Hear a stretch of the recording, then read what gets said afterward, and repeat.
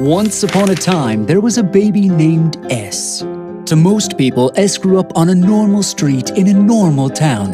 But inside her house, S and her family were especially special. In fact, they were the champion breeders of the largest predator habitat in North America.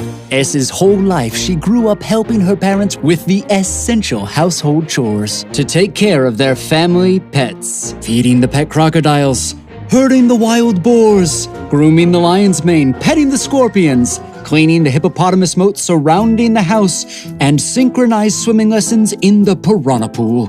Some people might say, "Those animals are too dangerous." Or even, "People and predators don't mix." But S always followed the rules, wore her protective armor, and treated all creatures with respect and responsibility. Generations of S's family had never had a problem, and between S and her parents, they watched over dozens of predators. In fact, the three of them owned over half the predators in the entire town. After all, the bigger the danger, the bigger the responsibility, and S was the most responsible child. That's why for years, S had always listened to her parents, done her homework, and saved her allowance so that one day she might buy her very own pet snake. S had researched everything there was to know about those legless vertebrates. She was even the 5 millionth member of the National Reptile Association, founded in 1871 as the premier reptile education organization in the world. But one summer, while S was patching the wild boar's nest, she noticed a squiggly movement under the straw. To her surprise, a baby serpent was hiding under the warm debris, scared and alone. It didn't look dangerous. In fact, in the sunlight, it looked beautiful, almost friendly, but S knew better than to pick it up on her own. After all, over 8,000 children go to the hospital every year because they find a reptile and don't act responsibly. So S shouted for her parents, and an adult safely transported the small snake to the great serpentarium where it could be fed and found a good home. But S didn't want to give the serpent to someone else. Didn't she find the serpent? Shouldn't she get to keep it? After all, it didn't hurt her. In fact, it smiled. That was her snake. She knew it. So the next day, S sorted her allowance with the money from her tooth fairy jar and snuck back to the great serpentarium to buy the snake that she had fallen in love with. The shop owner said the snake could be hers after a 3-day waiting period. This seemed very reasonable to S, so after 3 quick days, she returned to the store with her favorite backpack to transport the snake home to hide in her room. The rest of the summer was paradise as they took sunbaths in the window and squirmed in the bed covers. S's parents didn't need to know about her pet. After all, S was a responsible snake owner. But then the summer ended and it was time for the school year to begin again. S was sad to leave her snake at home alone all day. She got up especially early to complete her chores and trapped special bugs for her serpent to eat. That day at recess, the other boys and girls were talking about their adventures over the summer. "I got a pet snake," S stated proudly, but one boy responded. "Ha! A pet snake? It must be slippery." Another scolded. I've seen snakes in the movies. They bite. "Oh no, Explained S. not if you're careful." But many of the children started laughing. You're crazy. They have teeth. So does a dog. And a cat has claws.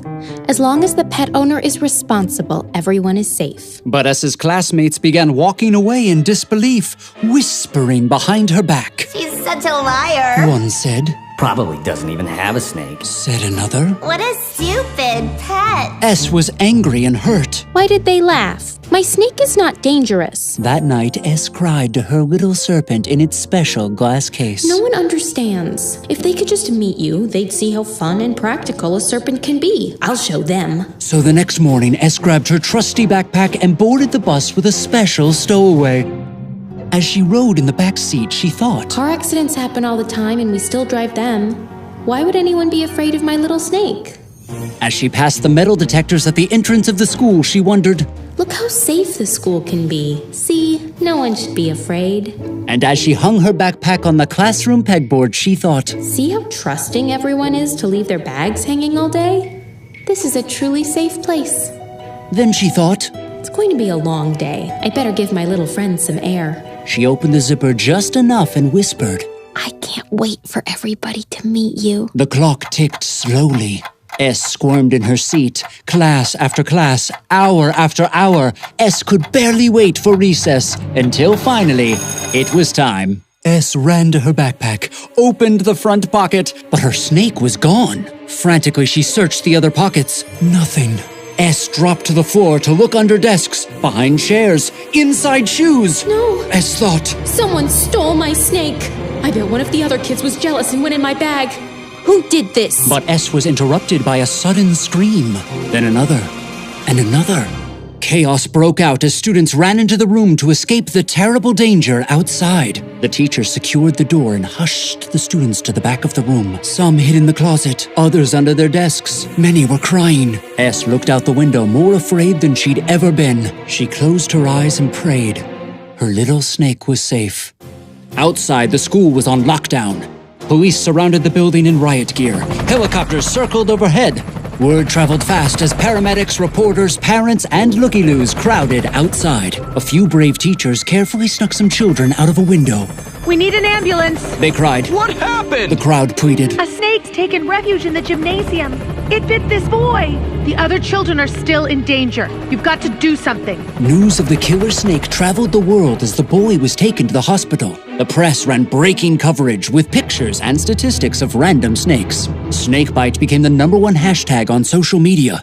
The National Reptile Association suggested sending friendly snakes into the school to stop the bad snake. And the mayor said he would think good thoughts for the students. Then the police surrounded the gymnasium, but none of them had ever caught a snake before. Did they even have the proper training or tools? They needed to stop the danger, but it was also important they protect themselves. Slowly, silently, they entered the gymnasium. Crying at the bow of the basketball court was a small child. Was she hurt? Was she alone? She was crouched over something small on the floor. But as the police approached, she spun around and shouted, Get back! He's scared! He didn't mean to hurt anyone! The police were stunned. But then a voice from the back of the room gently broke the silence. It's okay, S. Mommy's here. S's parents walked forward dressed in their protective armor. They responsibly circled the snake and scooped it into a small glass jar. Voila! The all-clear sign was given, and teachers and students ran outside to their parents and loved ones. S's parents kneeled down and looked at S. What do we always say? S protested. I was responsible. Things just got out of hand. That boy wouldn't have gotten bit if he'd been more responsible. They hugged S and spoke softly. It's not his responsibility, S. He didn't choose to bring a snake to school. You did. At home, we wear protective armor. We have special enclosures for each animal. Every year, we get permits and inspections. If we don't follow the rules, we put other people in danger. But that's so much work. S pouted. It's not different than the work to wear glasses or to drive a car. It's a little work for a lot of trust. Later that day, S and her parents took the snake back to the Great Serpentarium where it was safe to slither in a large glass case with plenty of food and lots of other reptile friends. The store owner suggested, You know, I could use a volunteer to come take care of the snakes and learn all about safety. S sighed, looking up at the adults. Sounds dangerous. Then S broke into a proud, ambitious smile. We'll have to be responsible.